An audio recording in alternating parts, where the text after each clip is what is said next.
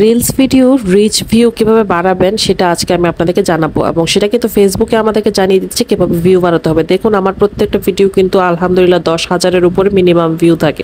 তো আপনারাও কিন্তু চাইলে এভাবে করে আপনাদের রিলসের ভিউ বাড়িয়ে ফেলতে পারবেন। তো দেখুন ফেসবুক আমাদেরকে দেখিয়ে দিচ্ছে যে কিভাবে আপনি আপনার রিলসের ভিউ বাড়াতে পারবেন। তো প্রথমেই তারা যেটা আমাদেরকে বলেছে যে অবশ্যই আপনার প্রত্যেকটা রিলস আপনার স্টোরিতে শেয়ার করতে হবে।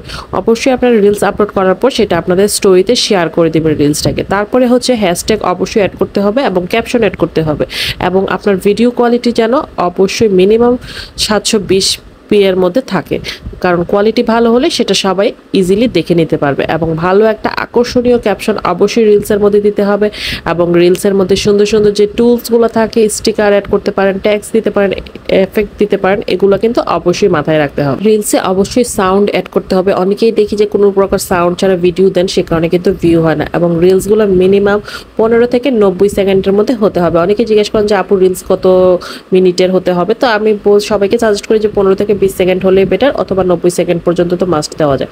এছাড়াও রিলসগুলো কিন্তু বেশি বেশি করে শেয়ার করতে হবে বিভিন্ন গ্রুপে, যেটা আমি সবাইকে সবসময় বলি যে বেশি বেশি করে শেয়ার করবেন।